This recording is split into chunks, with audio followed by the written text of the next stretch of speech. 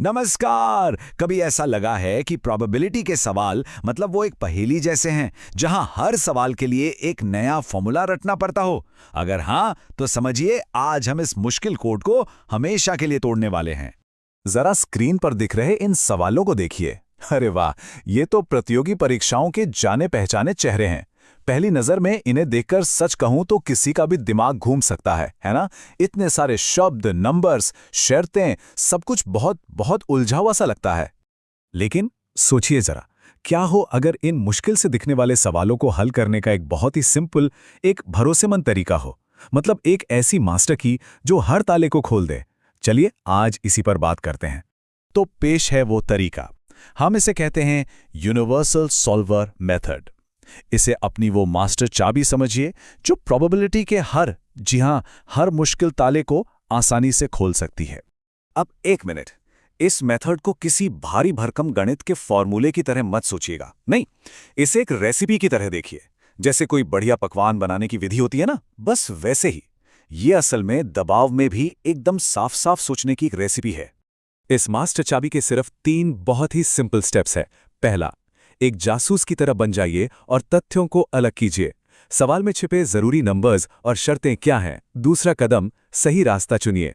क्या सीधे सीधे मंजिल तक पहुंचना आसान है या फिर उल्टा रास्ता अपनाना बेहतर है?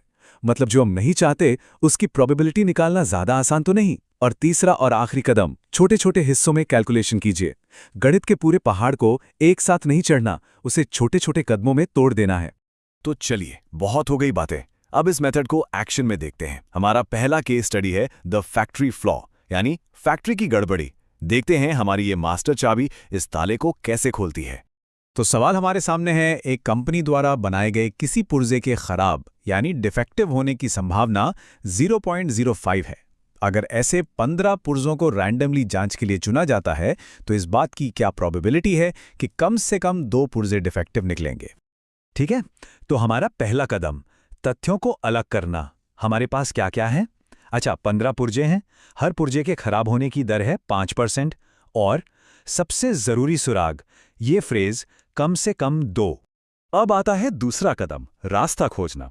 जरा सोचिए, कम से कम 2 का मतलब क्या है?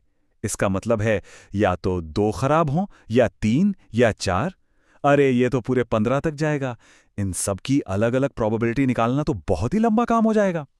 तो हमारी रेसिपी यहां कहती है, उल्टा सोचो। ये कहीं ज्यादा आसान नहीं होगा कि हम ये पता लगा लें कि 0 या सिर्फ एक पुर्जे के खराब होने की क्या संभावना है। हाँ, ये काम तो काफी आसान है। तो तीसरा कदम है